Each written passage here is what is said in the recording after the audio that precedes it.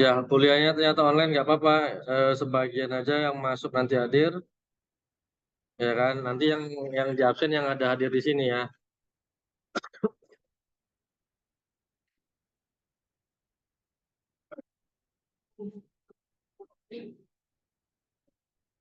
Link yang lama ada yang masih nyimpan kan?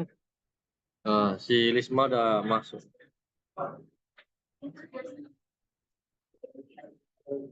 Di grup ada yang dihapus.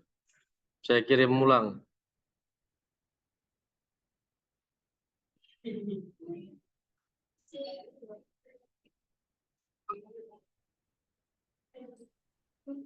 Yang jam 11 ya, bukan yang jam 8 kemarin.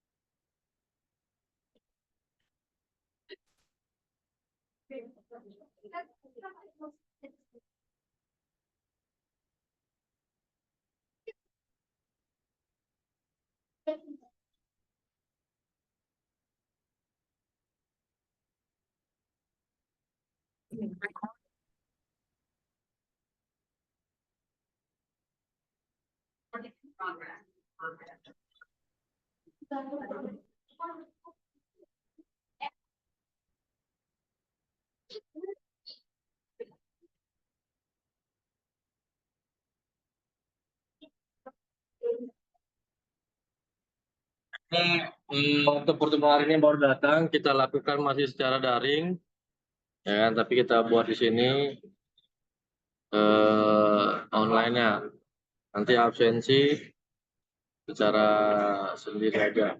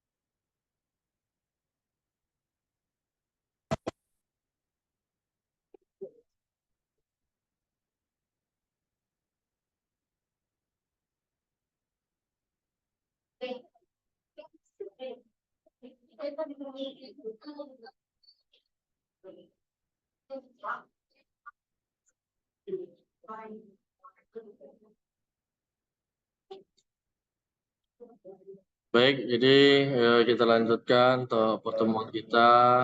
Pertemuan keempat masih melanjutkan bagaimana hubungan hukum administrasi negara dengan hukum tata negara maupun hukum lainnya yang ada.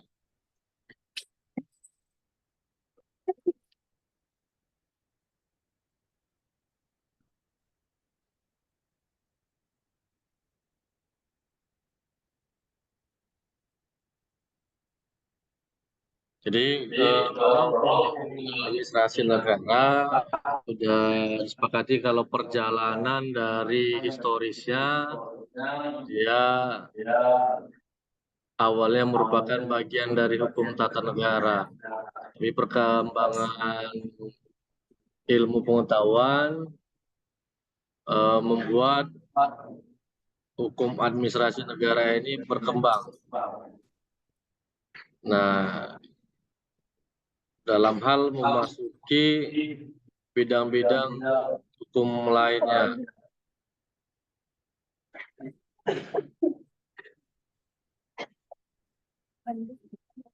Kenapa? Pada dasarnya dia merupakan hukum publik, ya kan?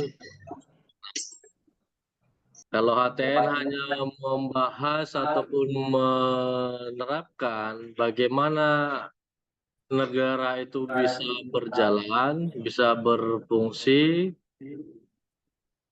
maka harus ada organisasi yang melaksanakan segala kewenangan yang diberikan oleh negara.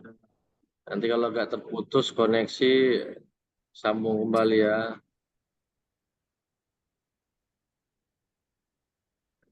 Nah, ketika setiap negara itu kan mempunyai eh, tujuan ataupun dasar hukumnya seperti kita yang termuat di dalam Undang-Undang Dasar khususnya pembukaan dan Pancasila.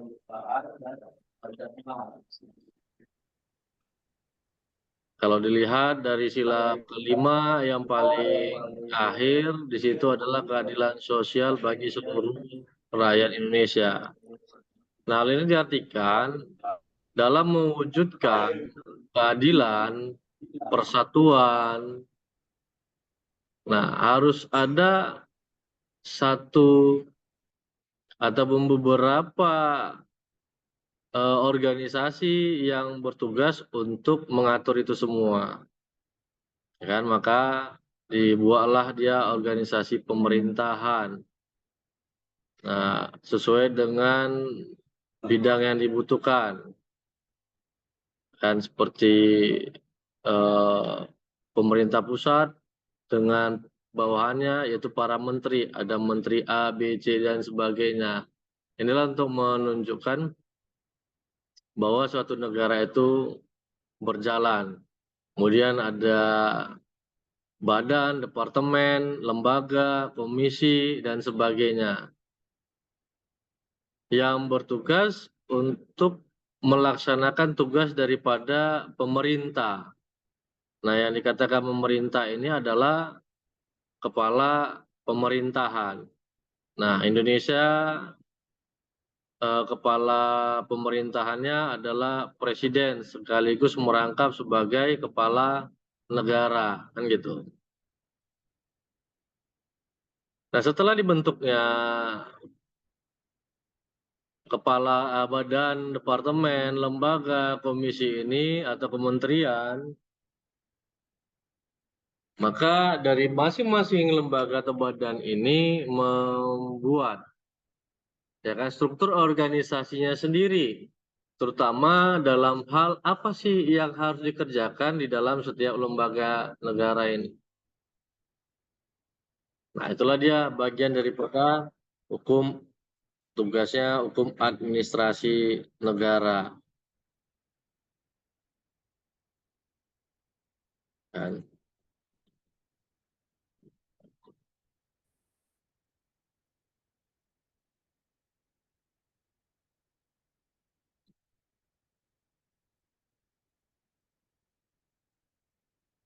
Nah, jadi ketika para lembaga negara sudah dibentuk, kemudian bagaimana cara menjalankan lembaga tersebut tidak diatur di dalam hukum tata negara, tapi diatur di dalam hukum administrasi negara. Hanya berdasarkan para ahli, baik Logeman maupun Cranbrook, mengatakan bahwa hukuman itu untuk mengenai hubungan-hubungan antara jabatan-jabatan negara satu dengan lainnya, serta hubungan hukum antara jabatan-jabatan negara itu dengan masyarakat. Nah, sementara HTN hanya pada berfokus konstitusinya secara keseluruhan, ya kan, mengenai bagaimana membentuk satu organisasi-organisasi seperti yang baru dibuat yaitu Badan Otorita Ibu Kota Negara yang baru, ya kan, IKN. Walaupun sampai saat ini kita lihat ternyata lembaga tersebut belum siap, belum juga jelas bagaimana tugas dan kewajibannya. Ya, kenapa? Tenaga-tenaga ahli yang menduduki jabatan-jabatan tersebut juga masih minim sumber daya manusianya. Nah, akibatnya ya kita lihat beberapa belakangan ini di media katanya tidak memiliki anggaran, ya kan? Badan Otorita IKN itu tidak memiliki anggaran, sehingga bagaimana orang mau melakukan pekerjaan, kan itu dia. Nah, inilah yang seharusnya diatur di dalam hukum administrasi negara. Nah, jadi ada kaitannya juga dengan hukum pidana dan perdata. Nah, bagaimana hukum administrasi negara ini bisa berhubungan dengan bidang hukum lainnya kalau dia bersifat hukum publik. Hukum pidana masuk kepada hukum publik.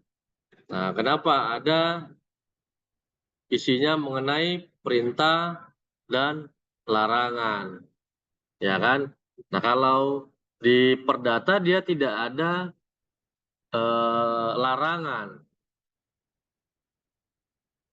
ya kan? Nah, ketika ada suatu aturan yang mengatur mengenai larangan, pasti akan menimbulkan suatu sanksi. Karena sanksi hukum itulah yang berkaitan dengan pemerintah, kan itu dia. Nah, di mana hukum pidana mengatur tentang hubungan antara subjek hukum dengan subjek hukum lainnya, tetapi terdapat keterlibatan pemerintah di dalamnya dalam rangka melindungi kepentingan umum dan masyarakat. Nah, bagaimana yang dikatakan untuk melindungi kepentingan umum dan masyarakat itu, ya kan? Bagaimana peran daripada jabatan-jabatan negara ataupun pejabat-pejabat negara tersebut dalam memberikan pelayanan kepada masyarakat. Belakangan ini kita lihat ada di satu desa kalau nggak salah saya yang viral meminta apa namanya uang lebaran kan gitu. Kemudian yang baru terakhir ini pada saat PNS mengikuti pelatihan, ya kan yang baru 2 hari ini viral, diminta ongkos, minta ini, ya kan, akhirnya dia buat pengaduan dan malah diberhentikan, kan itu dia. Nah seharusnya ya ketika ada temuan adanya indikasi kriminal tadi yang dilakukan oleh pejabat administrasi negara, maka yang melaporkan tersebut harus dilindungi oleh undang-undang kan gitu. Nah, kenapa itu merupakan untuk kepentingan umum dan masyarakat? Bagaimana kepercayaan publik terhadap sumber daya manusia dari si ASN? Ketika pada saat dia rekrutmen, pada saat dia menjabat, sudah ada tanda kutip pungutan-pungutan yang tidak bisa dipertanggungjawabkan oleh hukum, ya kan? Kenapa asumsinya adalah nanti ketika dia menjabat, maka aktivitas-aktivitas yang dilakukannya pertama kali adalah bagaimana mengembalikan uang yang telah dia keluarkan, ya kan? Itu. Nah, berapa sudah saya habis? Nah, itu yang harus dikembalikannya dulu. Ya, dengan cara apa? Bisa jadi dengan melakukan pungutan di luar daripada retribusi yang telah ditetapkan oleh undang-undang. Kan itu. Ini yang sering bisa terjadi. Ya kan? Nah, akibatnya ya pejabat tadi atau ASN tadi tidak akan bisa bekerja sesuai dengan job desk-nya, sesuai dengan tupoksinya. Nah, makanya kedudukan hukum HAM di dalam hukum pidana adalah memastikan ya kan bahwa pejabat atau badan negara tersebut ataupun ASN tersebut bekerja sesuai dengan aturan hukum yang ada. Nah, ya kan pemerintah memberikan pelayanannya kepada masyarakat. Nah, bagaimana? Nah, kemudian di dalam kaitannya kepada hukum administrasi negara dalam hukum pidana, nah tadi dari segi dari ASN-nya, nah bagaimana dari segi dari segi tadi pejabat negaranya, nah ini dari segi masyarakatnya. Nah, bagaimana masyarakatnya hubungan HAN dengan hukum pidana ini memastikan bahwa masyarakat tersebut melaksanakan seluruh perintah dan larangan yang ditetapkan oleh pemerintah ataupun negara.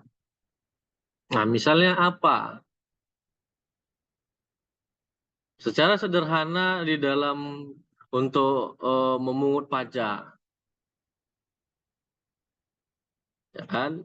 Nah, memastikan bahwa masyarakat itu mematuhi, yaitu taat membayar pajak. Apakah itu pajak kendaraan bermotor, pajak penghasilan, pajak pendapatan nilai, dan sebagainya. Nah, inilah memastikan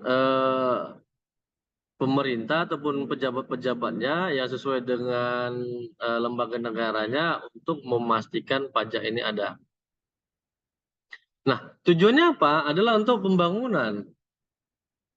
Ya kan, penghasilan negara terbesar adalah dari pajak. Nah, makanya kita lihat bagaimana negara Singapura majunya ya karena dari pajak. Di sana kalau saudara memiliki kendaraan, kalau tidak punya lahan parkir, jangan harap bisa punya kendaraan. Nah, dan kemudian pajaknya itu lebih besar daripada harga kendaraannya bisa jadi, ya kan? Jadi pajak tahunannya itu lebih tinggi ya. Makanya dan pemerintahnya akan melihat berapa penghasilan yang bersangkutan ketika dia memiliki kendaraan. Nah itu. Jadi cukup nggak uangnya nanti untuk membayar pajak kendaraannya. Kalau tidak ya tidak akan diizinkan oleh negara membeli kendaraan pribadi. Makanya dikasihlah dia kendaraan umum yang jauh lebih murah kan gitu biayanya. Nah, Indonesia memulai dengan Transmetro, ya kan? Kendaraan yang jauh dekat biayanya tetap sama. Nah, misalnya saudara dari Binjai nggak ada ya, belum ada Transmetro Delhi kan. Nah, katakan dari Lama Merdeka mau ke Pancur Batu, itu 1 kali bayar walaupun dia ada beberapa kali transit, ya kan. Nah, kita masuk berhenti di haltenya, nanti masuk lagi ke bus yang tujuan sana ya sudah bisa dia tetap sama dia biayanya seperti itu. Apakah sekarang berubah? Saya belum pernah lagi naik setelah bayar, ya kan. Waktu gratis dulu ya seperti itu kan. Nah, kalau bayar belum pernah. Nah, itu jadi transportasi kendaraan umum lebih banyak disiapkan. Jadi sehingga masyarakat ya ketika memiliki kendaraan berhati-hati dia sanggup apa tidak untuk membayar pajak kendaraannya. Nah, demikian juga pajak penghasilan dan sebagainya, ya kan? Nah, retribusi di dalam permohonan izin ya udah sesuai dengan berapa yang tertera ataupun yang diatur oleh undang-undang, itu retribusi yang diminta, tidak ada lagi retribusi tambahan-tambahan. Nah, tapi pada kenyataannya inilah yang terjadi. Padahal dia sudah menyadari bahwa ya kan hubungan tersebut yang dilakukan oleh eh, pejabat negara tersebut dengan masyarakat adalah untuk kepentingan umum, ya kan?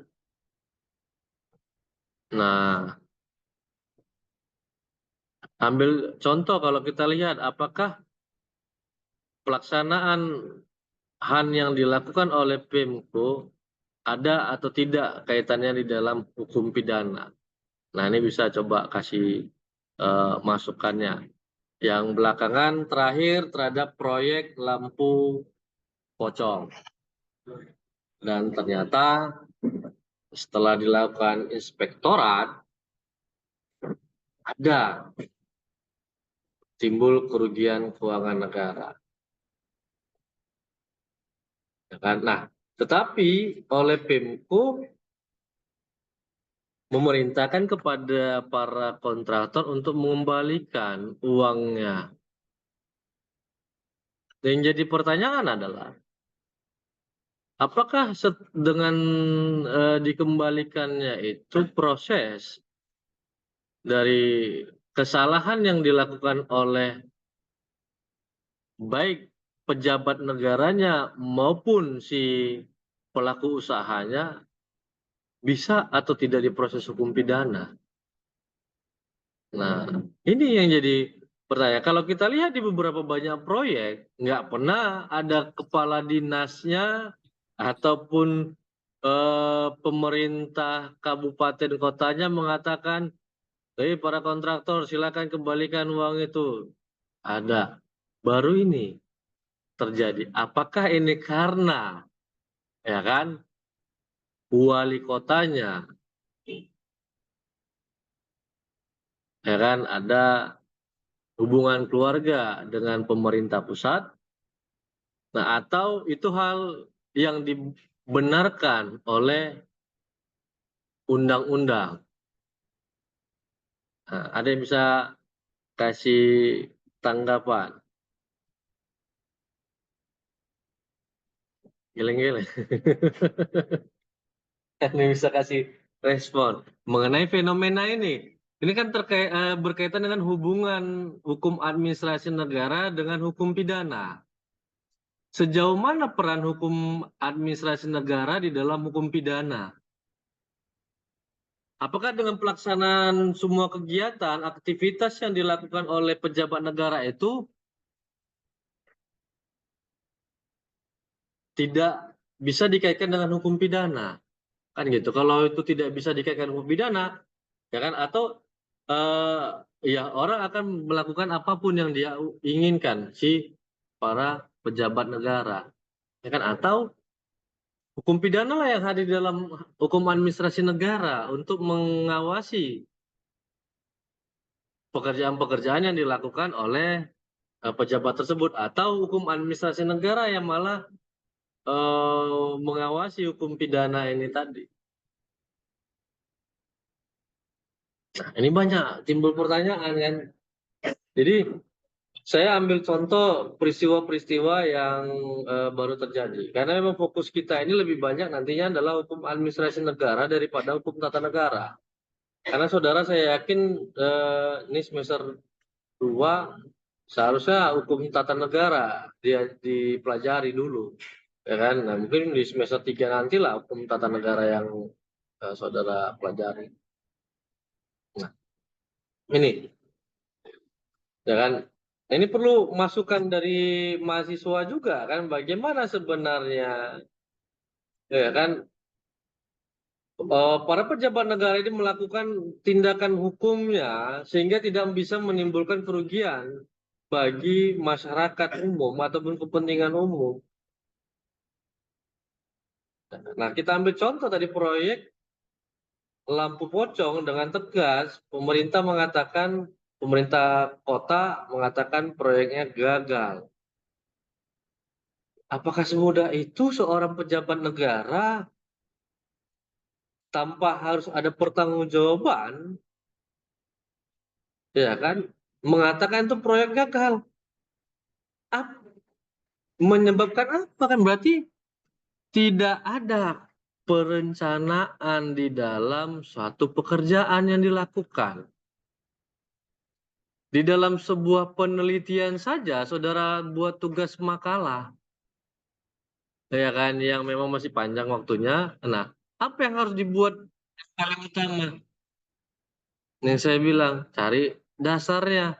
Apa yang menjadi latar belakang saudara untuk mengangkat tema itu? Nah, sejauh mana urgennya ataupun sejauh mana itu pentingnya? Kemudian bagaimana masalahnya? Nah, baru diselesaikan. Berarti itulah dia. Di latar belakang itulah perencanaan. Iya kan? Di latar belakang itulah kalau di dalam makalah, perencanaan. Harus jelas dia dengan matang dia di latar belakang itu. Nah, baru bisa dilakukan pembahasan. baru bisa dilaksanakan. Itulah di dalam bab berikutnya pembahasan, ya kan? Nah, di dalam pelaksanaan administrasi negara, nah itulah bagaimana pelaksanaan perjanjian kerjanya.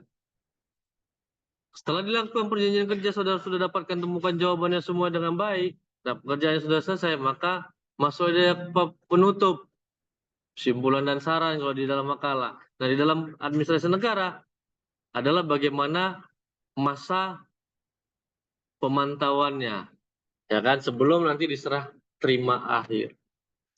Nah, bagaimana audit terhadap pekerjaan tersebut, kan itu dia. Nah,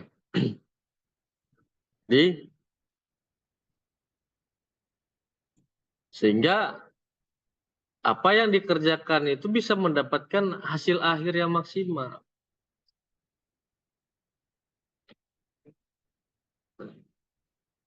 Bagaimana pendapatnya yang hadir pada hari ini?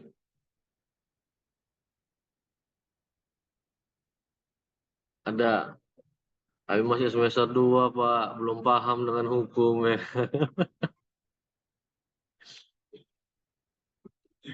Ya, semester 2 ini kan. Nah, ini nanti bisa saya tanyakan nanti ini, ya kan.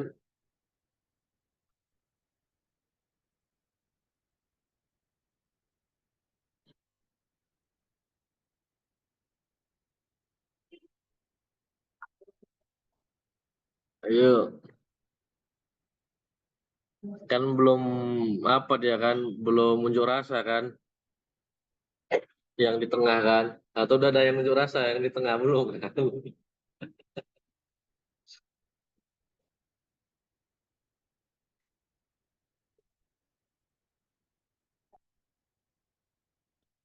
Nah, jadi kalau kita lihat fenomena dari lampu pocong ini, ya kan, kaitannya di dalam hukum pidana. Nah, pemerintah telah melanggar ajas-ajas umum pemerintahan yang baik, kan? Nah, salah satunya adalah profesional. Seharusnya pejabat administrasi negara dalam pelaksanaan pekerjaan itu harus adalah orang-orang yang memiliki kemampuan di dalam eh, proyek ataupun eh, pekerjaan yang akan dia emban kan gitu, atau dia pegang, dia duduki. Nah, dari situ aja masih kesalahan pertama, dia melanggar daripada asas profesionalisme.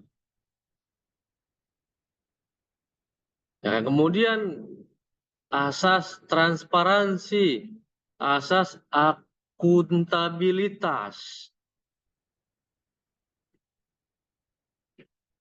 Banyak ternyata ajas-ajas umum pemerintahan yang baik yang dia langgar. Nanti akan kita bahas kalau tidak salah di dalam 16 pertemuan ada membahas tentang AAUPP, kalau saya tidak salah, ada di pertemuan ke-11 AAUPP.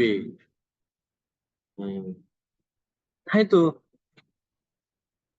Nah, kenapa pemerintah mengatakan kembalikan? Kontraktor, kau terima berapa? Ada 8 perusahaan dibagi 21 miliar itu kan. Nah, kenapa hal ini terjadi? Bisa jadi kalau pendapat saya adalah asumsinya belum dilakukannya serah terima akhir pekerjaan. Nah, bisa pada saat serah terima pertama pekerjaan dilakukan audit oleh inspektorat. Nah, kalau dia sudah serah terima akhir pekerjaan, kewenangan daripada BPK. Nah, bukan itu ya kan, yang enak itu dia ya kan. Ya, ada yang apa kemarin TikTokers itu ya kan, Islam, dia penasaran, dia gimana rasanya, akhirnya kena dia kan, masuk. Tapi nggak tahu apakah udah ditahan apa enggak. Enggak makan daging babi dia. Saya penasaran dengan daging babi itu gimana rasanya. Saya Islam katanya. Nah, ini kena apa namanya dia pencemaran agama, penistaan agama. Ya kan, mau bagaimanapun rasanya kalau sudah hukum mengatakan haram, larang, ya jangan dilakukan. Inilah manusia ini mau coba-coba, ya kan selalu penasaran, nah semakin dilarang semakin dibuat, ya kan. Nah ini, ya kan. Memang kalau secara teori ataupun yang non Muslim misalnya yang ada di sini, ya, ya memang kalau dilihat daging yang paling enak itu ya daging maaf daging babi. Kenapa dagingnya itu ya lembut, lemak ya kan, bagi yang makan. Nah, itu teksturnya itu dia, ya kan. Nah, cuma ada seratnya beda dengan daging sapi, itu dia, ya kan.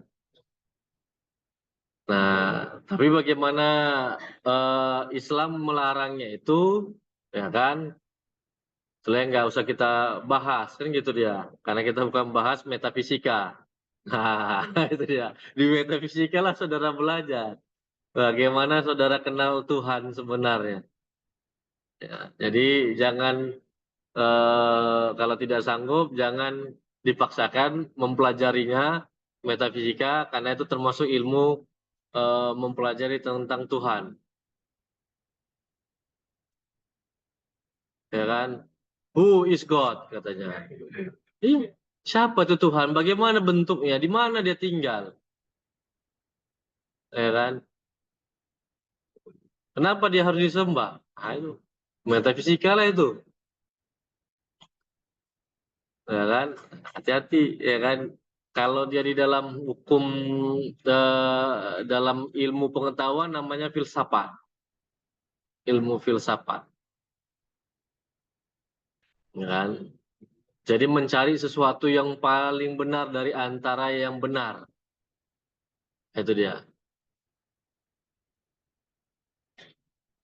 Kenapa Anda pilih agama ini? Kenapa ini? Nah, itu dia.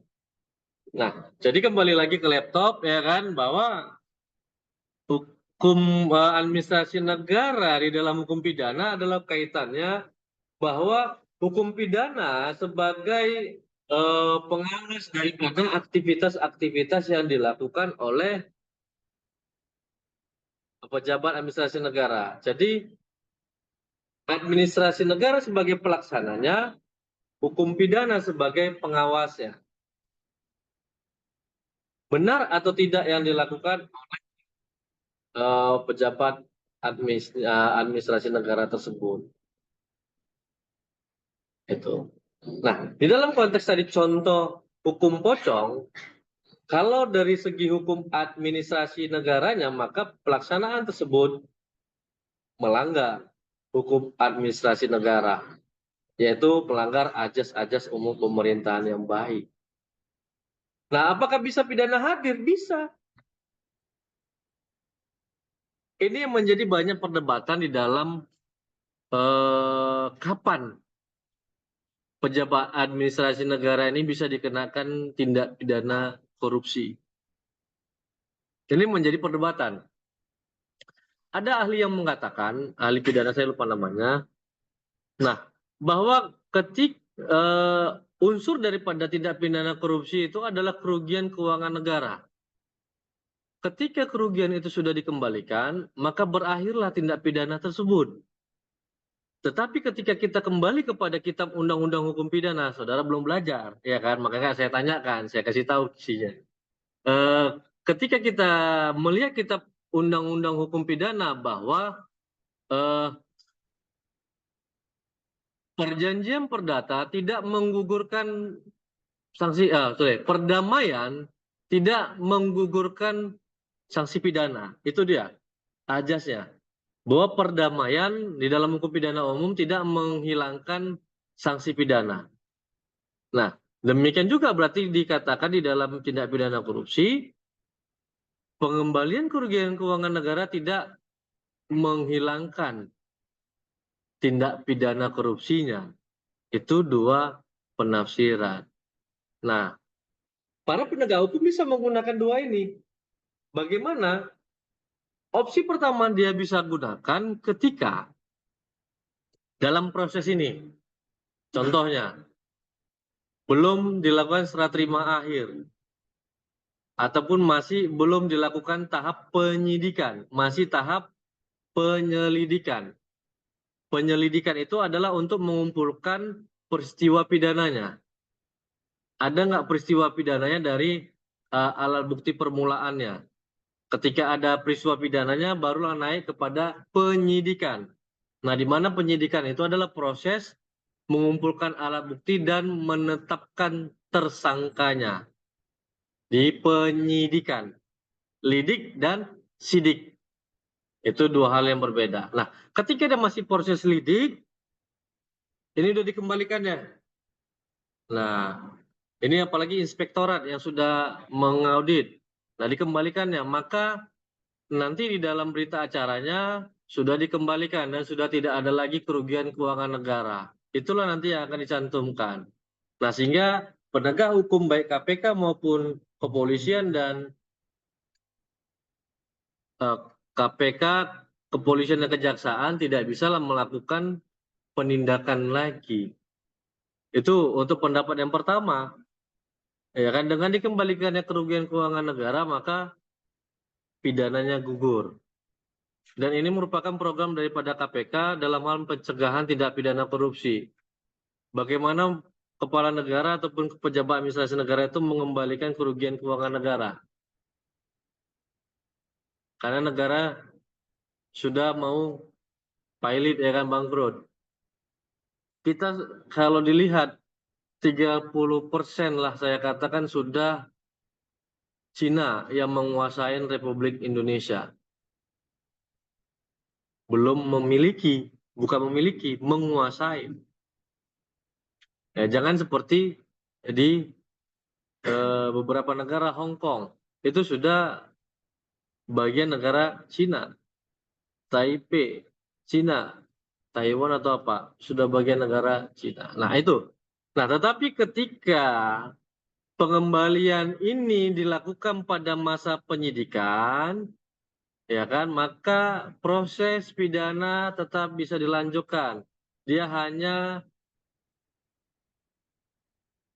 mengurangi sanksi pidananya saja karena sudah ada etiketnya untuk mengembalikan kerugian keuangan negara tersebut. Nah, seperti itu. Nah, hal ini memang dibenarkan oleh aturan hukum kita. Ya kan? Maka pemerintah Kota Medan yang melindungi dirinya sendiri khususnya, ya kan, dan melindungi para rekanannya. Kenapa? Bukan hanya rekanan yang terlibat, tetapi pengguna anggaran. Siapa pengguna anggaran itu? Ya, pejabat administrasi negaranya. Siapa? Apakah kepala dinasnya atau wali kota atau bupatinya? Dan pejabat pembuat komitmennya.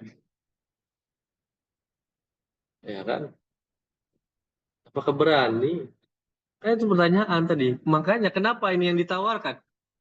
Beberapa kasus, ya kan, beberapa kejadian belum pernah ataupun sangat jarang lah hal ini terjadi. Ayo kontraktor kembalikan cepat sebelum nanti dilakukan pemeriksaan oleh kejaksaan, kepolisian atau KPK kan itu. Pasti mau semuanya. Daripada masuk penjara, iya kan? Udah kembalikan aja selesai. Yang pertanyaannya jelas rugi dia. Suruh bongkar tuh pocong-pocong itu berapa yang bisa dijual tuh, udah jadi barang rongsokan, nggak ada nilainya lagi. Hitung kilo. Batunya bisa nggak dibalik aja di semen bang sampai dia dijual? Nggak bisa. Pasirnya bisa nggak bisa. Nah, batunya mau kemana coba mau dibuatnya? Ya carilah orang yang lagi mau nimbun, ya kan, jadi bahan timbunan. Ya satu pol diesel hanya 300.000.